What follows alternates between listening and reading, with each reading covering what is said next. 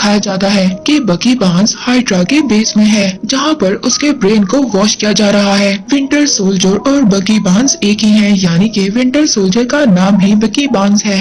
दरअसल उसको एक काम के लिए तैयार किया जा रहा था। उसका ब्रेन वॉश करने के बाद उसको एक मिशन पर भेजा जाता है, जहां पर हमें दिखाया जाता है कि बकी बार्न्स एक गाड़ी का पीछा करता है और उसका एक्सीडेंट करवा देता है और उस गाड़ी की डिक्की से वो एक सीरम लेकर वहां से निकल जाता है। ये एक सुपर सीरम सोल्जर है। जिस गाड़ी का उसने एक्सीडेंट किया था, ये गाड़ी दरअसल आयरन मैन के पेरेंट्स की थी, यानी कि टोनी स्टार्क के पेरेंट्स की। और इस एक्सीडेंट में अब आयरन मैन के पेरेंट्स मर जाते हैं। इसके बाद इस मूवी की कहानी शिफ्ट होती है प्रेजेंट में, जहां पर हमें कैप्टन अमेरिका और उसके कुछ साथी दिखाए जाते हैं।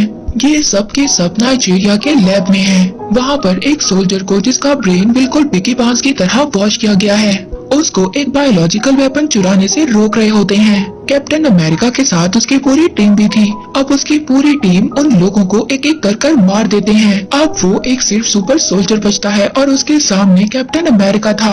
अब कैप्टन अमेरिका और सुपर सोल्जर के दरमियान में फाइट होती है। वहाँ पर उस फाइट के दौरान सुपर सोल्जर एक बॉम्ब को एक्टिव कर देता है जो उसकी बॉडी में था, और तभी वहाँ पर ब्लास्ट होता है। इससे पहले कैप्टन अमेरिका को वहाँ पर कोई चोट पहुँचती। वहाँ पर वांडा अपनी पावर से उस सुपर सोल्जर को एक बिल्डिंग में फेंक देती है। वहाँ पर उस ब्लास्ट की वजह से बहुत सारे मासूम लोगों की जान चली जाती है। हालांकि वांडा ने वहाँ पर जानबूझकर नहीं किया था, लेकिन अब उसको इस बात का बहुत ज्यादा दुख था। कैप्टन अमेरिका उसके पास जाते हैं। वो कहते हैं कि ये हम दोनों की गलती है और हमारे काम में ऐसा होता रहता है, और अगर हम इस बारे में ज्यादा सोचेंगे तो कभी भी अपना काम नहीं कर पाएंगे। अब हमें दिखाया जाता है इवेंजर्स की एक मीटिंग होती है। यहाँ पर मीटिंग के हेड इवेंजर्स को बताते हैं कि इवेंजर्स ने आज तक जितने भी मिशन किए हैं, उन्होंने हालांकि दुश्मन को मात दी है, लेकिन इस काम में उन्होंने कई मासूम लोगों की जान भी ली है। और तुम सब इवेंजर्स मेरी नजर में एक खतरा हो। तुम बगैर परमिशन के किसी न किसी कंट्री में चले जाते हो और वहाँ पर जाकर तोड़फोड़ करते हो, जिससे कई मासूम लोगों की जान चली जाती है। लेकिन अब ऐसा नहीं होगा। मेरे पास इस बात का एक हल है। वो वहाँ पर सबको एक एग्रीमेंट देता है जिसका नाम है सोकोविया एकॉर्ड्स, और इसमें इस बात को लिखा हुआ था कि इवेंजर्स अपनी मर्जी से कहीं भी किसी भी कंट्री में नहीं जा सकते, और वो अब एक प्राइवेट ऑर्गेनाइजेशन नहीं रहेगी, बल्कि वो लोग अब एक यूएन के अंडर काम करेंगे। जैसे ही यूएन उनको ऑर्डर देगी तभी वो काम करेंगे। और यहाँ पर हम आयरन मैन यानी कि टोनी स्टार्क को भी देखते हैं, जो इस बात पर एग्री होता है, क्योंकि वो इस बात को जानता था कि उनकी फाइट के दौरान बहुत ज्यादा मासूम लोगों की जाने जाती हैं। यहाँ पर टोनी स्टार्क अपने पहले मिशन को याद कर रहा था कि जिस मिशन की वजह से बहुत ज्यादा बर्बादी हुई थी, तो यहाँ पर वो सबका जिम्मेदार अपने आप को कह रहा था, इसलिए वो सोकोविया एकॉर्ड्स के एग्रीमेंट पर तैयार था। लेकिन यहाँ पर कैप्टन अमेरिका इस एग्रीमेंट पर साइन नहीं करना चाहते थे, क्योंकि उसको गवर्नमेंट पर बिल्कुल भी भरोसा नहीं था। वो अपने आप पर ज्यादा बिलीव करता था। इस वजह से कैप्टन अमेरिका अब सोकोविया एकॉर्ड्स पर साइन करने से इनकार कर देता है, और इस तरह से हम देखते हैं कि इवेंजर्स दो टीम में बढ़ जाते हैं। एक टीम थी टोनी स्टार्क की, जो सोकोविया एकॉर्ड्स पर साइन करना चाहते हैं, यूएन के अंडर काम करना चाहते हैं, और दूसरी टीम थी कैप्टन अमेरिका की, जो किसी के भी अंडर काम नहीं करना चाहती थी। वो अपने फैसले और अपनी लड़ाई को खुद तय करना चाहते थे। इसके बाद हमें जीमो नाम का एक आदमी दिखाया जाता है, जो सोकोविया में पहले कर्नल था, जहाँ पर एवेंजर्स और अल्ट्रॉन्स की लड़ाई में कई मासूम लोगों की जान गई थी। पर अब वो एक टेररिस्ट बन चुका था और वो किसी भी कीमत पर एवेंजर से बदला लेना चाहता था। अब वो हाइड्रा के एक हैंडलर के पास जाता है। वहाँ पर जाकर वो हाइड्रा की वो खुफिया नोटबुक को हासिल कर लेता है, जिसमें हाइड्रा के सुपर सोल्जर्स के बहुत सारे सीक्रेट्स थे। उस बुक में ऐसे वर्ड्स को लिखा गया था जिनको बोलने के बाद हाइड्रा के सुपर सोल्जर से कोई भी काम करवाया जा सकता था। इसके बाद हमें वकांडा के किंग को दिखाया जाता है, जो टोनी स्टार्क से मिलकर बहुत ज्यादा खुश होते हैं कि उन्होंने एग्रीमेंट पर साइन कर दिया। तभी वहाँ पर एक बॉम्ब ब्लास्ट होता है, जिसमें वकांडा के किंग की डेथ हो जाती है। किंग तचाला उनकी डेथ से पूरी तरह टूट जाता है, यानी कि ब्लैक पैंथर जिसको हम जानते हैं। जब वो लोग सीसीटीवी फुटेज को चेक करते हैं तो उसमें दिखाया जाता है कि जिस आदमी ने बॉम्ब ब्लास्ट किया था उसकी शक्ल बिल्कुल बकी बार्न्स से मिलती है। इसीलिए अब ब्लैक पैंथर किसी भी तरह बकी बार्न्स को खत्म करना चाहता था। अब कैप्टन अमेरिका को ये बात पता चल जाती है कि पूरी मिलिट्री फोर्स और ब्लैक पैंथर बकी बार्न्स के पीछे पड़ी हुई है उसको खत्म करने के लिए। पर कैप्टन अमेरिका को इस बात पर यकीन था कि उसका दोस्त बकी बार्न्स बिल्कुल बदल चुका है, क्योंकि जब कैप्टन अमेरिका पानी में डूब रहा था तब बकी बार्न्स ने ही उसको बचाया था। अब कैप्टन अमेरिका बकी बार्न्स के पास पहुंच जाता है। जैसे ही वो बकी बार्न्स के पास पहुंचता है तो वहां पर मिलिट्री उन दोनों पर अटैक कर देती है। यहाँ पर ब्लैक पैंथर भी आ जाता है जो बकी बार्न्स को मारने के लिए उसका पीछा कर रहा था।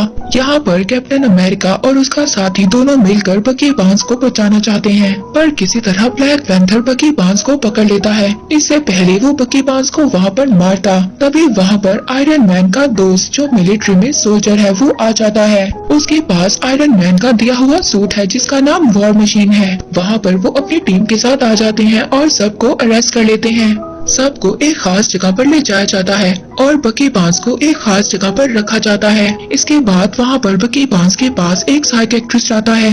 ये साइकियाट्रिस्ट कोई और नहीं बल्कि ज़ीमो है, जिसने हाइड्रा की वो सीक्रेट बुक को हासिल कर लिया था, जिस नोटबुक में वो कोड वर्ड्स हैं। उन वर्ड्स को बोलने के बाद हाइड्रा के सुपर सोल्जर को अपने काबू में लिया जा सकता है।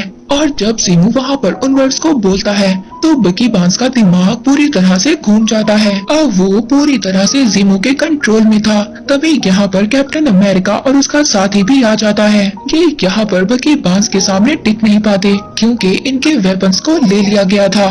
यहीं पर आयरन मैन भी था, लेकिन उसके पास उसका सूट नहीं था। वो यूएन की बिना परमिशन के अपना सूट नहीं पहन सकता था क्योंकि आयरन मैन ने एग्रीमेंट को साइन किया था। लेकिन फिर भी उसके पास आयरन मैन का हैंड होता है जिससे वो बकी बार्न्स पर अटैक करता है, पर अपने सिर्फ हैंड से वो बकी बार्न्स को नहीं हरा सकता था। इसके बाद बकी बार्न्स टेरेस पर जाता है। वो एक हेलीकॉप्टर को लेकर वहाँ से जा रहा था। तभी वहाँ पर कैप्टन अमेरिका जाता है। वो इसके हेलीकॉप्टर को पकड़ लेता है और ये दोनों पानी में गिर जाते हैं। अब बकी बार्न्स यहाँ पर बेहोश हो जाता है। कैप्टन अमेरिका उसको उठाकर अपने साथ ले जाता है और जब बकी बार्न्स को होश आता है तो वो पहले की तरह नॉर्मल हो जाता है। तो वो यहाँ पर कैप्टन अमेरिका को बताता है कि हाइड्रा का प्रोग्राम आज भी मेरे दिमाग में है। उस आदमी ने मेरे सामने उन वर्ड्स को पढ़ा जिसे सुनने के बाद मेरी विंटर सोल्जर वाली पर्सनालिटी एक्टिव हो गई। वो साइबेरिया के बारे में जानना चाहता था। साइबेरिया हाइड्रा का एक बहुत ही खुफिया कैंप था और यहीं से इस मूवी की स्टोरी 1991 में जाती है। हम यहाँ पर फ्लैशबैक को देखते हैं जब बकी बार्न्स पूरी तरह से हाइड्रा के कंट्रोल में था। उस वक्त उसने टोनी स्टार्क यानी कि आयरन मैन के पेरेंट्स की गाड़ी पर अटैक किया था और उस एक्सीडेंट में आयरन मैन के पेरेंट्स मर चुके थे।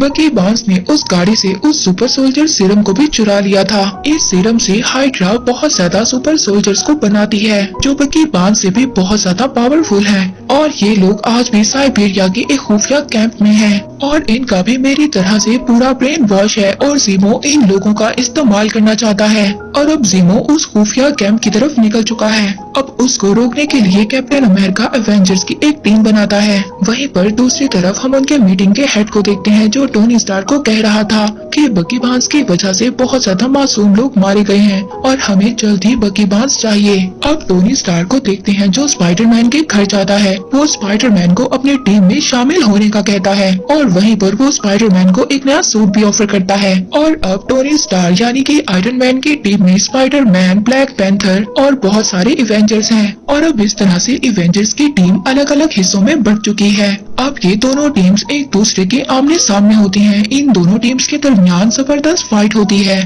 उस फाइट के दौरान जैसे ही कैप्टन अमेरिका को चांस मिलता है वो बकी बार्न्स को लेकर एक हेलीकॉप्टर में हाइड्रा के बेस के लिए निकल जाता है ताकि वो वहां जाकर ज़ीमो को रोक सके। कैप्टन अमेरिका और बकी बार्न्स को पकड़ने के लिए आयरन मैन और जेम्स स्टोन उनके प्लेन की तरफ उड़ते हैं और उनके पीछे फैल्कन भी होता है। जेम्स स्टोन फैल्कन से कहता है कि उसको नीचे गिरा दो और जब जेम्स स्टोन विजन से अपनी रेस छोड़ता है तो फैल्कन वहाँ से हट जाता है और उन्हीं रेस की वजह से जेम्स स्टोन नीचे गिर जाता है, मगर वो उसको बचाने के लिए उसके पास पहुंचते वो जमीन पर गिर जाता है और जेम्स स्टोन पूरी तरह से इंजर्ड हो जाता है। आयरन मैन यहाँ पर ब्लैक विडो को बताता है कि जेम्स स्टोन की रीढ़ की हड्डी में बहुत बुरी चोट आई है। आयरन मैन को यहाँ पर एक और इन्फॉर्मेशन भी मिलती है कि बकी बार्न्स से जो साइकियाट्रिस्ट मिलने आया था वो रियल नहीं था। उस आदमी का नाम ज़ीमो था। ज़ीमो ने असली साइकियाट्रिस्ट को मार दिया था और साइकियाट्रिस्ट की डेड बॉडी के पास उनको एक मास्क भी मिला था। ये मास्क किसी और का नहीं बल्कि बकी बार्न्स का था।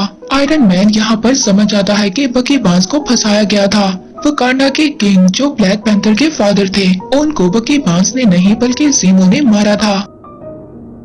अब यहाँ पर टोनी स्टार्क आयरन मैन को अपनी गलती का एहसास होता है। वो वहाँ पर कैप्टन अमेरिका के साथियों के पास जाता है जहाँ पर उनको कैद कर रखा हुआ था। वो फैल्कन के पास जाता है और उसे ज़ीमो की सच्चाई के बारे में बताता है और साथ ही वो कहता है कि मुझे मेरी गलती का एहसास है, तुम मुझे बताओ कि कैप्टन अमेरिका कहाँ गया है। लेकिन यहाँ पर फैल्कन आयरन मैन को कहता है कि तुम्हें अकेले ही जाना होगा। वो ये नहीं चाहता था कि मिलिट्री की आर्मी भी उसके साथ जाए। इसके बाद टोनी स्टार्क हेलीकॉप्टर में बैठकर यहाँ से चला जाता है और जब वो हेलीकॉप्टर में बैठा होता है तो वो अपना आयरन मैन सूट पहन लेता है और वो साइबेरिया के लिए निकल जाता है। वहीं पर हम ज़ीमो को देखते हैं जो साइबेरिया के उसी कैंप तक पहुँच गया था जहाँ पर बकी बार्न्स की तरह 5 और सुपर सोल्जर्स हैं। ये सब के सब स्लीपिंग चैम्बर के अंदर होते हैं। अब यहाँ पर आयरन मैन भी पहुँच जाता है जो बकी बार्न्स और कैप्टन अमेरिका से मिलता है। आयरन मैन यहाँ पर आकर कैप्टन अमेरिका से कहता है कि मैं तुम्हारा साथ देने के लिए यहाँ पर आया हूँ। अब ये लोग उस जगह पर जाते हैं जहाँ पर 5 स्लीपिंग चैम्बर्स हैं। यहाँ पर वो लोग देखते हैं कि उन 5 सुपर सोल्जर्स को किसी ने नींद में ही फायर कर मार दिया था। तभी इन्हें यहाँ पर ज़ीमो की आवाज आती है जो एक बहुत ही मजबूत दरवाजे के पीछे था। ज़ीमो यहाँ पर इनको बताता है कि इन 5 को मैंने ही मारा है। मेरा मकसद इन 5 को मारना नहीं था, बल्कि मेरा मकसद तो ये था कि तुम सब लोग यहाँ पर आओ। तो कैप्टन अमेरिका ज़ीमो से कहता है कि तुमने वकांडा के किंग को सिर्फ इसलिए मारा ताकि हम लोग यहाँ पर आ सके।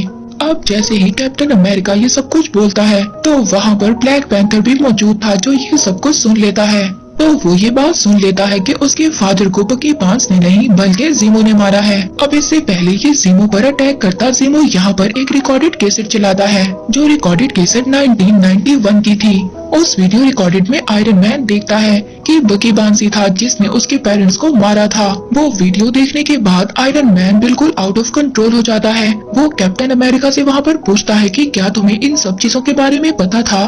तो जैसे ही कैप्टन अमेरिका हाँ बोलता है टोनी स्टार्क आयरन मैन उस पर अटैक कर देता है। साथ ही में वो यहाँ पर बकी बार्न्स को भी मारना चाहता था। इन तीनों के दरमियान एक बहुत ही खतरनाक फाइट होती है जिसमें आयरन मैन बकी बार्न्स को मारना चाहता था, लेकिन कैप्टन अमेरिका बकी बार्न्स को बचाना चाहता था। इसलिए नहीं कि वो उसका दोस्त था, बल्कि वो ये जानता था कि जिस वक्त बकी बार्न्स ने सब कुछ किया था वो अपने कंट्रोल में नहीं था। वो उस वक्त पूरी तरह से हाइड्रा के कंट्रोल में था।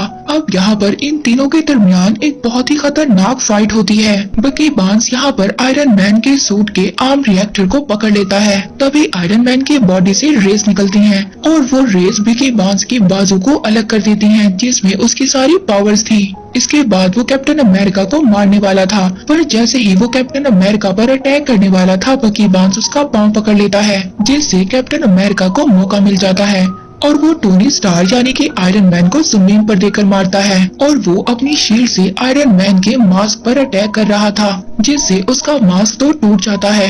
अब वहाँ पर वो उसके चेहरे पर नहीं बल्कि उसके सूट के आर्म रिएक्टर पर अटैक करता है जिससे आयरन मैन का सूट पूरी तरह से डेड हो जाता है। कैप्टन अमेरिका अगर चाहता तो आयरन मैन यानी कि टोनी स्टार को मार भी सकता था, लेकिन वो ये जानता था कि टोनी स्टार का गुस्सा बिल्कुल जायज था। इसके बाद वो अपने दोस्त को यहाँ से लेकर जा रहा था। कैप्टन अमेरिका जब यहाँ से जा रहा था तो टोनी स्टार उसको कहता है कि ये शील्ड मेरे फादर ने तुम्हें दी थी और तुम इसके काबिल नहीं हो। तभी कैप्टन अमेरिका उस शील्ड को वहाँ पर फेंक देता है। वहीं पर दूसरी तरफ ज़ीमो को दिखाया जाता है जिसके पास ब्लैक पैंथर पहुँच चुका है। वो वहाँ पर ब्लैक पैंथर को बताता है कि मेरा बेटा एवेंजर्स का बहुत बड़ा फैन था, पर एवेंजर्स ने जब सोकोविया पर अटैक किया तो उसमें मेरा बेटा, मेरी वाइफ, सबके सब मारे गए।